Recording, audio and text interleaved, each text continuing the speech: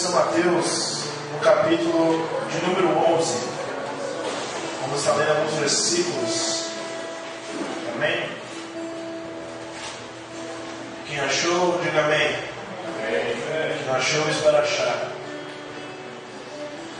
Vamos estar lendo a partir do versículo de número 1 até o versículo de número 11. Está escrito assim: E quando acabou de instruir seus outros discípulos, Jesus saiu para ensinar e pregar nas cidades da Galiléia. E João, ouvindo a prisão que Cristo estava fazendo, enviou seus discípulos para lhe perguntarem: És tu aquele que haverá de vir, ou devemos esperar algum outro? E Jesus respondeu: Voltem e anunciem a João o que vocês estão ouvindo e vendo. Os cegos veem, os aleijados andam, os leprosos são purificados, os surdos ouvem, e os mortos são ressuscitados, e as boas novas são pregadas aos pobres. E feliz é aquele que não se escandaliza por minha causa. E quando saíram os discípulos de João, Jesus começou a falar à multidão a respeito de João. O que vocês foram ver no deserto é um caniço agitado pelo vento. Ou o que foram ver? Um homem vestido de roupas finas. Ora, os que usam roupas finas estão nos palácios reais. Afinal, o que foram ver? Um profeta? Sim, eu lhe digo, e mais que profeta. Este aqui é a respeito do que está escrito: Enviarei o meu mensageiro à tua frente, e ele preparará o teu caminho diante de ti. Digo-lhe a verdade: entre os nascidos de mulher não surgiu ninguém maior do que João Batista. Todavia, o menor no reino dos céus é maior do que ele. Amém? Amém. Vou ler novamente o versículo de número 11. E digo-lhe a verdade: entre os nascidos de mulher não surgiu ninguém maior do que João Batista. E todavia o menor no reino dos céus é maior do que ele. Amém? Feche sua Bíblia, feche seus olhos também, vamos estar orando a Deus. Senhor, meu Deus, meu Pai, eu te oro nessa noite do Cristo para que tu fale com a tua igreja, com esse ministério de igreja chamada Geração de Adoradores. Os membros que vieram aqui nessa noite não vieram apenas para cantar louvores e ouvir uma palavra simples, não, eles querem cada vez mais da tua presença, da tua Shekinah, da tua glória, da tua palavra, que é bendizida pelas palavras que está escrito nesse livro. Então, meu Cristo, meu Senhor Jesus, eu peço que o Espírito Santo se faça presente nessa noite, meu Deus, que venha falar através da minha vida, através do que o Senhor quer representar para a tua igreja.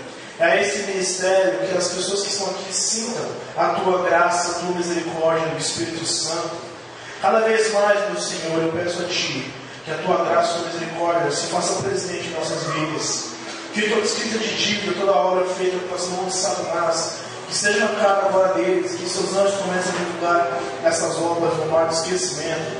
Que todavia o Senhor se faça presente, porque Tu és Deus vivo, Tu és grande e maravilhoso, o verdadeiro Deus de Israel, o verdadeiro Deus de Abraão, de Isaac e de Jacó. Cada vez mais clamamos a Ti, Senhor. Maranata, ora vem Jesus, para bem perto de mim, para bem perto da Tua igreja, a que queremos nessa noite, em nome de Jesus. Amém e amém. Aplauda o Senhor Jesus.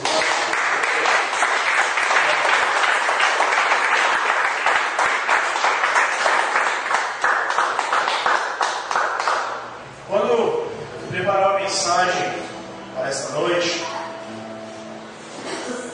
eu comecei a ler a Bíblia, comecei a estudá-la, eu comecei a lembrar de alguns textos que eu já preguei, alguns textos mais antigos, do Antigo Testamento, do Novo, mas eu fiquei preso em Mateus capítulo de número 11.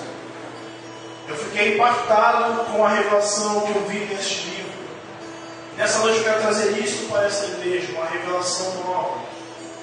A mensagem que a igreja vai ouvir essa noite é uma daquelas mensagens que a gente escuta uma vez na vida e guarda no coração. Talvez você seja cansado do dia a dia, trabalhou bastante. Talvez tenha sido uma semana cansativa, mas escute a palavra do Senhor, que faz bem ao coração. Aqui nós separamos um texto que fala sobre Jesus e João Batista, é o biógrafo que está aqui. Mas para falar desse texto, eu preciso voltar um pouco antes e falar sobre a respeito do personagem dessa noite, que se chama João Batista. Olha para a pessoa do seu lado e fala assim: João Batista, você o conhece? Fale para a pessoa do seu lado. Se você não conhece, nessa noite você vai conhecer a história deste homem. João Batista não foi qualquer homem. João Batista não foi qualquer pessoa. Cristo afirma que ninguém nascido entre mulher é como João Batista. João Batista nasceu numa época triste, numa época destruída em Israel. Há 400 anos, Deus não fala com o povo. 400 anos, Deus não abre a boca através de profecias. Que naquele tempo era muito comum existir profetas. Houve a geração dos profetas. Mas após o profeta Zacarias não veio mais nenhum. Encerrou por aí, biblicamente falando. E Deus escolhe alguém. Um homem chamado Zacarias, quando está entrando no templo. E fala assim para ele: a sua mulher vai engravidar. Vai ter um filho por nome de João Batista. Perdão, por nome de João. E ele não será como qualquer homem, que ele vai preparar o caminho. Enviarei meu mensageiro à tua frente, ele vai preparar o caminho diante de ti. Ele vai ser o profeta que vai anunciar o Messias. A Bíblia escreve que Isaías foi o profeta messiânico. Mas após Isaías vem João, que prega acerca da vinda de Cristo. E ele tem nome. O anjo diz a Zacarias: será chamado de João. E o pai de João não acredita nisso. Ele fica em dúvida. Ele fala assim: você vai ficar mudo até o nascimento dessa criança. Um pouco mais adiante, quando Isabel, esposa de Zacarias, já está grávida de João, já está grávida esperando João que vai ser, a sua prima, com o nome Maria, está em Belém, ou melhor dizer, em Nazaré, e vai em encontro de Isabel, que está na Galiléia, para que possa bater no papo, ver como ela está, acerca da criança que virá. A Bíblia descreve que quando Maria chega com Isabel, abraça ela, cumprimenta. A criança que estava no ventre de Isabel se agita. A criança se agita e a mãe dele, Isabel, fica cheia do Espírito Santo. Ou seja, era alguém destinado a fazer algo diferente na terra. Não era alguém comum. E João cresce. E ele se torna um profeta. Mas ele não foi um profeta comum na terra. Ele era aquele profeta que falava, apontava o dedo. E João foi um profeta na época de Herodes, um dos reis mais poderosos de Jerusalém. E Herodes tinha medo de João, porque João entregava a profecia. Ele fala: Herodes, essa mulher que tu vai casar não é sua esposa. Ela é mulher do seu irmão. Você está em adultério. João entregava a profecia. Ele falava. E por causa dessas palavras de João, Herodes não suporta, expulsa João de Jerusalém. E João vai para o mar da Galiléia. Melhor, o Rio Jordão, porque não era rio, era mar. Mas ele vai viver no Rio Jordão, próximo ao deserto. Porque ele é expulso daquela cidade. E ele implanta um sistema que é usado até hoje nas igrejas, que é o batismo. Batismo não é algo que João criou. Batismo já existia muito antes de João. Porém, batismo não era levado como João implantou. O batismo era um tanque chamado mivot, no hebraico. E só os sacerdotes, só os senhores da lei que tinham dinheiro podiam pagar para entrar nesse tanque, se purificar e depois entrar no templo para falar com Jesus. O batismo naquela época não era acerca apenas de arrependimento, mas era de purificação. Tal conforme o que Jesus batizou, para se purificar para sempre. E também o batismo naquela época significava o começo de uma nova vida. Daí também Jesus se batizou para começar o seu ministério. Uma nova etapa da vida de Jesus começa. Mas para batizar naquela época tinha que ser assim, tinha que pagar. As pessoas tinham que entrar para entrar nesse tanque tinha que ser pago. Então as pessoas pobres não tinham dinheiro para fazer isso. E João começa a batizar em nome do Pai, do Filho e do Espírito Santo. Ele falava que a graça de Jesus era de graça, então o batismo dele é de graça. Então todo mundo de Jerusalém vinham ver o batismo de João, porque era de graça. E João começa a montar o seu ministério com cerca de 200 membros. Cada membro de João batizava em torno de 5.000 pessoas por dia, historicamente falando. Herodes não suporta isso.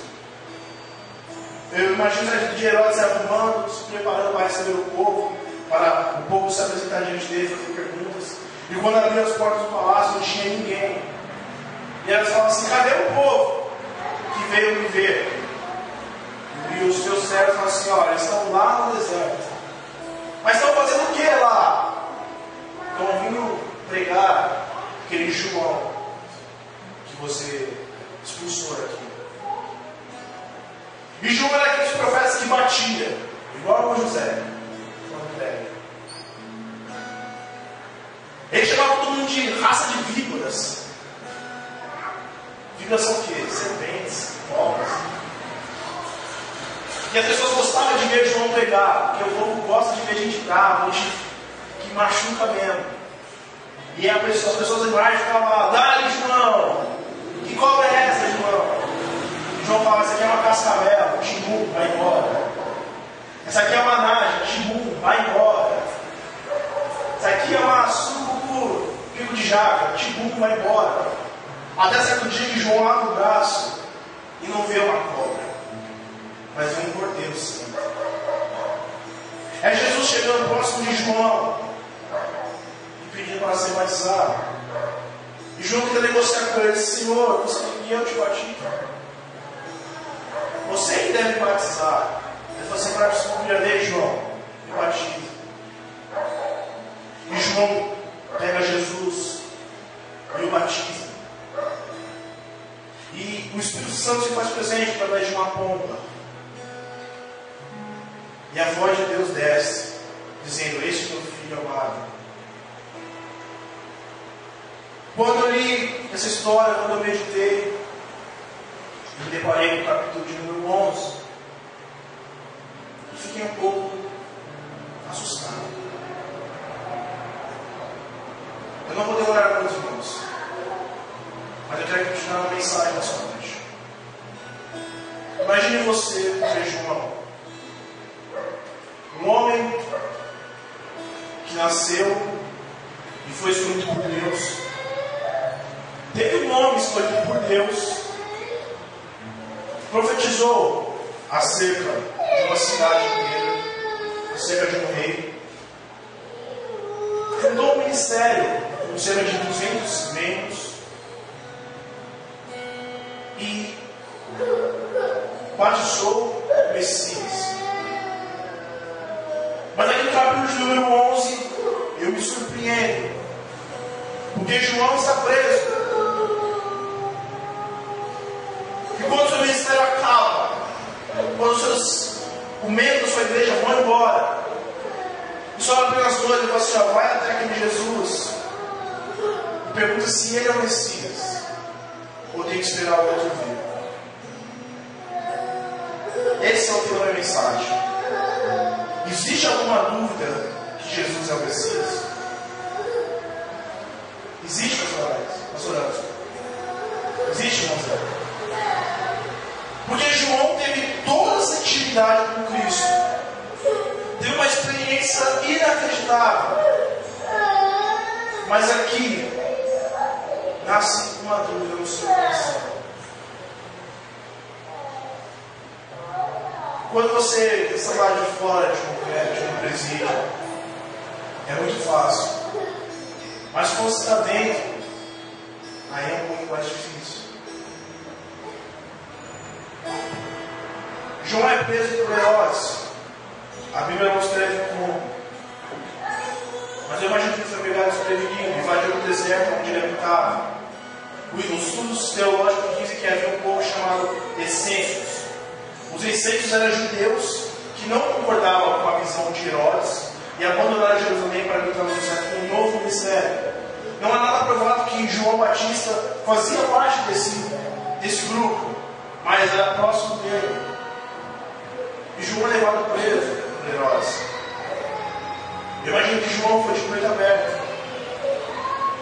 Eu sei que ele tem um perigo. E é jogado aí na prisão. E quando é jogado na prisão, devia haver outros presos com ele. Mas esses outros presos se afastaram dele e falaram assim: eu sei quem é João Batista, então tenho que temer esse homem, porque ele é muito poderoso. Eu imagino que João ficou de pé naquela cadeira, crendo em Cristo Jesus, crendo no Senhor, e falou assim: Deus vai me libertar naqueles dias. E passa o primeiro dia, e não acontece nada. E João, acreditando ainda, tendo fé, e passa o segundo dia e nada. Quando chega o terceiro, quarto, quinto dia, João já está de joelho e não escuta mais a voz de Deus. João escutou a vida inteira Deus falar com ele, mas pela primeira vez, Deus se fala para João. E quando chega a 2 discípulos, os únicos que sobraram do seu ministério, ele perdeu a fé. E fala assim: ó, vai até Jesus na cidade, pergunta para eles se ele é o Messias, porque eu não acredito mais, porque eu já perdi minhas fé. Será que eu tenho que esperar outro vir? Isso é algo interessante nos nossos dias, porque tem pessoas que têm intimidade com Deus e na igreja, mostram ser um ser na palavra, depois de um tempo de sono, perdeu aquela fé. Esse texto que lemos é para mostrar que nem todo cristão é de aço. É para mostrar que você não é um super-homem que consegue enfrentar qualquer coisa. É para mostrar que a fé não é inabalável. Ela abala de vez em quando. E os discípulos de João vão atrás de Jesus para confirmar o que João pediu. E, como a Bíblia escreve, nos seus tempos, onde muitos vieram. Eu estou aqui nessa igreja há 4 anos. Em 4 anos houve muita mudança, muitas coisas boas, coisas ruins de acontecer, o que é normal dentro de uma igreja. Há pessoas que estavam aqui quando comecei e já não estão mais. Foi achado que era namorado, mas sofreram também. A mensagem que eu estou pregando é apenas para quem está lá de fora, para quem está lá de dentro também, para os pastores da igreja, que são pessoas que sofrem, como o João sofreu. Porque João é um exemplo de fé inabalável. Ele era um encorajador que acabou se tornando desencorajado. E os seus discípulos vão até Jesus. E Jesus estava junto com os seus 12 discípulos e mais uma multidão na Galileia. Jesus não sabia acerca da prisão de João. Jesus não sabia que João tinha sido preso. Eu imagino que esses 2 discípulos vão chamar Jesus de canto e falaram: está acontecendo isso. Não. Jesus está pregando o sermão, Jesus para o sermão, porque eu ouvi falar que os discípulos de João estão chegando. Então, ele tem respeito por João Batista. Eu imagino que esses discípulos já falaram: João tem uma dúvida. quer saber se você é mesmo o Messias, ou se temos que esperar o outro vir. Imagina aquela multidão se assustando, porque aquela multidão era seguia João. E a multidão já ter pensado: se João está duvidando, nós também vamos duvidar. E imagina que aquela multidão começou a pegar pedras, paus para a vida de Jesus. Porque no Oriente Médio, naquela época, era assim: blasfêmia era morto apedrejado. Tanto que Cristo foi acusado de blasfêmias antes de ser crucificado na cruz. Mas a Bíblia diz que Jesus começa a operar milagres naquele momento. Está escrito aqui que Jesus fala assim: vá até João e fale para ele que vocês ouviu e viu agora. Ele não está falando vai e fale o que eu estou falando, não. Ele fala vai e veja o que eu estou fazendo agora. Os cegos veem, o surdo ouve e os leprosos são curados. E a palavra do Senhor é pregada. Se você, em algum momento, irmão, surgir dúvidas, porque ninguém é de aço, lembre das palavras de Cristo. Lembre das coisas que Ele fez, que é real e verdadeira. E se você tiver alguma dúvida, peça para Ele fazer na sua vida o que Ele faz. Peça: Senhor, me mostra que Tu és Senhor na minha vida, para eu crer cada vez mais.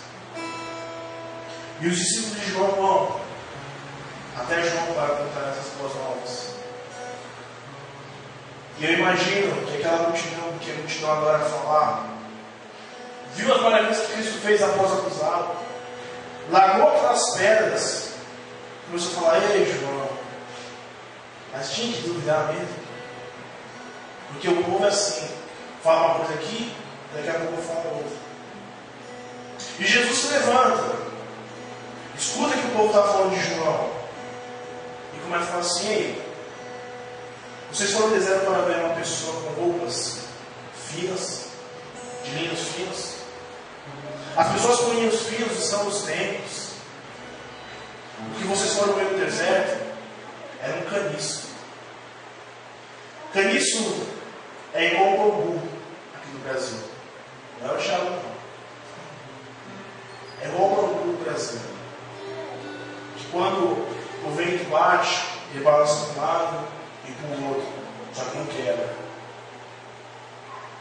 Jesus compara João ao caniço por um motivo. O bambu do Brasil, quando bate o vento, ele deita, mas depois ele levanta. No deserto é diferente. Além do vento, tem a poeira.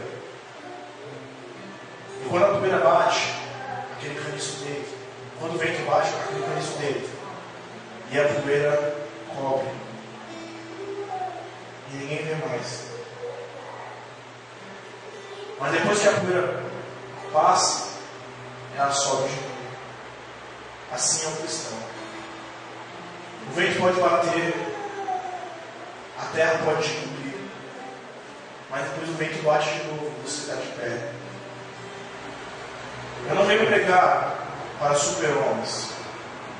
Não venho pregar a hipocrisia da igreja que é pregada em muitos lugares, falando que você vai ter bênção, você vai ter maravilhas. Tudo isso, se for da vontade de Deus, você vai ter. Mas não é a prioridade. Eu venho te falar que você vai passar por problemas, por dificuldades como qualquer outra pessoa. Que uma hora você vai ser jogado e a terra vai cobrir por cima de você, e ninguém vai te livrar de você, igual fizeram com João. E aqui dentro vai ter a dúvida entre você: será que Jesus é o meu Senhor? Ou eu tenho que esperar outro vir? Será que realmente Cristo é aquele que eu espero? Mas Jesus fala de João: vocês que estão duvidando dele, saibam que ninguém nascido de mulher é como João. Talvez assim seja na sua vida. Muitas pessoas podem duvidar de você hoje, mas amanhã vão ver as mesmas cenas na sua vida acontecer. Eu creio em maravilhas. Eu prego mensagens baseadas na Bíblia, com raciocínio lógico, mas eu sempre carrego a graça do Espírito Santo comigo. Eu ainda acredito num Deus que faz milagres. Eu ainda acredito num Deus que faz maravilhas. Eu acredito num Deus que faz mudanças através do batismo da palavra, através da fé, que às vezes é abalada. Então você, irmão, não se sinta mal, porque às vezes não se sente poderoso. Não se sinta mal, porque às vezes você não se sente com uma fé grande. Você fica na igreja, escuta a palavra, não sente nada e vai embora. Porque às vezes acontece. Já entrei muitas vezes na igreja, não senti nenhum arrepio, e fui embora do mesmo jeito que eu entrei. Só que eu aprendi que dentro da igreja, o cristão tem que sair com vontade de voltar, não sair com vontade de desviar.